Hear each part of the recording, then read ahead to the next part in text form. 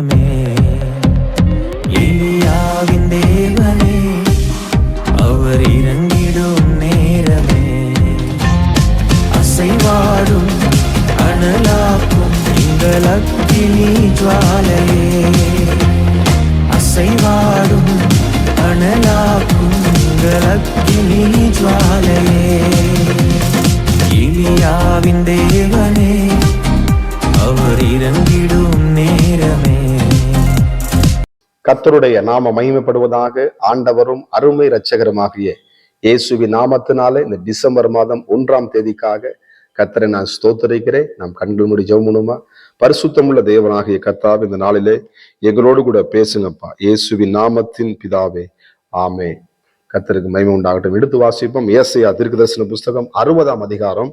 ஏசாயா தீர்க்கதரிசன புஸ்தகம் 60ஆம் அதிகாரம், அதுல 20ஆம் வசனம். 60:20. உன் சூரியன் இனி அஸ்தமிப்பதில்லை, உன் சந்திரன் மறைவதும் இல்லை, கர்த்தரே உனக்கு நித்திய வெளிச்சமாய் இருப்பா, உன் துக்க நாட்கள் முடிந்து போ. கர்த்தருக்கு மகிமை. எல்லாம் முடிந்தன என்று ஆண்டவராக இயேசு கிறிஸ்து நமக்காக சிலுவை மரத்தில் நமக்கு தொங்குத ஆண்டவர். இந்த டிசம்பர் மாதம் பார்த்தீங்கன்னா உலக நாடுகள் அனைத்திலும் கிறிஸ்துமஸ் நாளை கொண்டாட ஆரம்பிச்சிருவாங்க. கர்த்தருக்கு மகிமை உண்டாவதாக. இந்த நாள்ல கூட உன் துக்கங்களை சந்தோஷமாக மாற்ற இயேசு நமக்குள்ள இருக்கிறார் என்பதை நீங்க மறந்துடாதீங்க.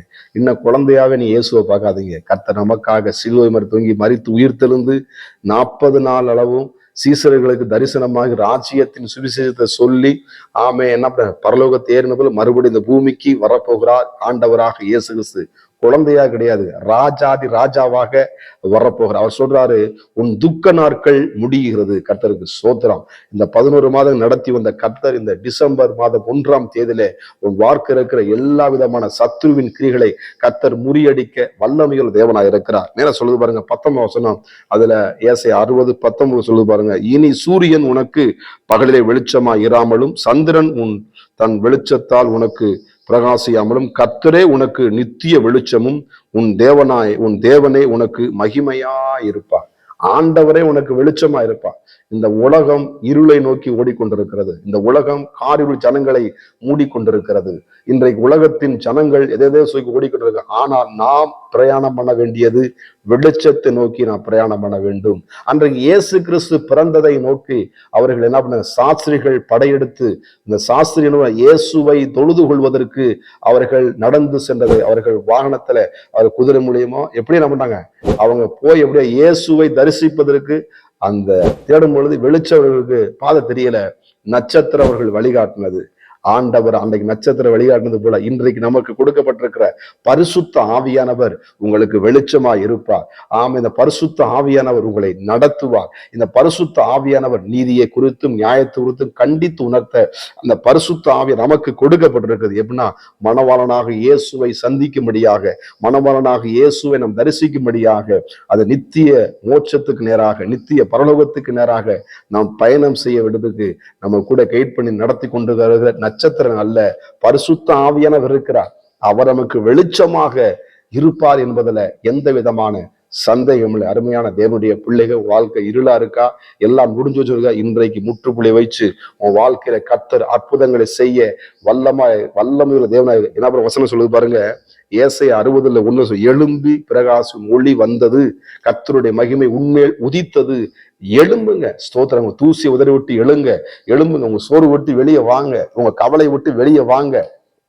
எப்பயுமே அந்த கவலையே இருந்துச்சு, போன கடந்ததே இருந்துச்சுங்க. பழையவைகள் எல்லாம் ஒளிந்தும் எல்லாம் புதிதான காரியங்களை வாழ்க்கையில தேவன் செய்ய போகிறார். இந்த டிசம்பர் மாதத்தில் எதிர்பாருங்க, விரும்புங்க.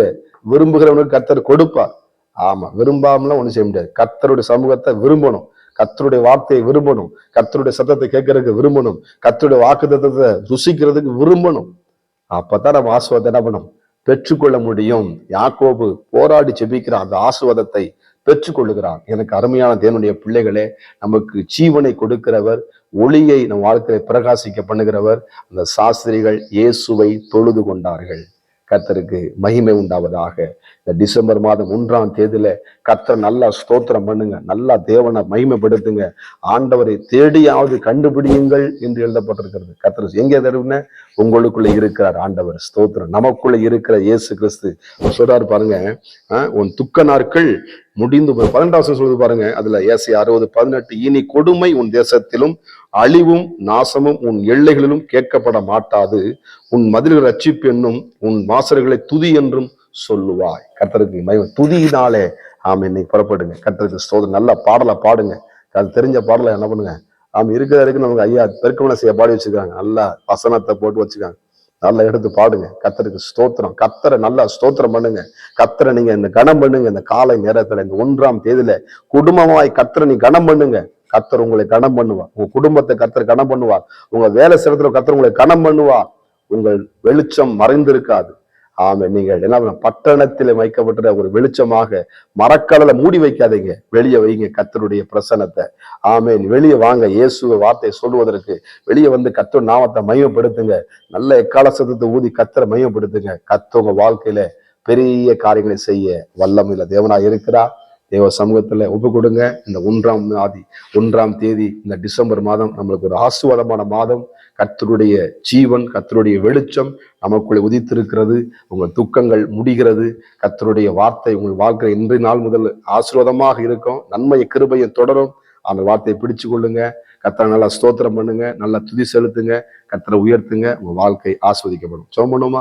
பரிசுத்தம் கிருபை நிறைந்த நல்ல தகப்பனே, இந்த புதிய நாளுக்காக நன்றி. இந்த டிசம்பர் மாதம் 1ஆம் தேதியிலே கூட அந்த துக்க நாட்கள் முடிய பண்ணின கர்த்தர் ஆவியானவர் பிள்ளைகள் வாழ்க்கையில வெளிச்சத்தை உதிக்க பண்ணிருக்க சோத்திரம். வெளிச்சமாக இயேசு இந்த பிறந்த ஆண்டவரே இந்த டிசம்பர் மாதத்துல கூட எல்லா இடங்களும் கிறிஸ்துவின் பிறப்பை சொல்லி கொண்டிருக்கிறதுனால கூட பிள்ளைகள் வாழ்க்கையில ஆண்டவரே வெளிச்சம் உதிக்கட்டும். வெளிச்சம் நல்லது என்று கண்டது போல பிள்ளையோட வாழ்க்கையில ஆண்டவரே சோத்திரம் அற்புதமான காரியங்களை செய்யப்படுவதற்கு நன்றி. இயேசுவின் நாமத்தின் பிதாவே, ஆமென். God bless you. கர்த்தர் உங்களை ஆசீர்வதிப்பாரா. நான் ஒருவன் மாத்திரம் நீந்திருக்க பாகாலின் படைகளை எதிர்த்திடுவேன். நான் ஜெபிக்க ஜெபிக்க அவர் தலையசைப்பார். ஜெபிக்க ஜெபிக்க அவர் தலையசைப்பார். நெருப்பாய் இறங்கிடுவார் என் தெய்வம், நெருப்பாய் இறங்கிடுவார்.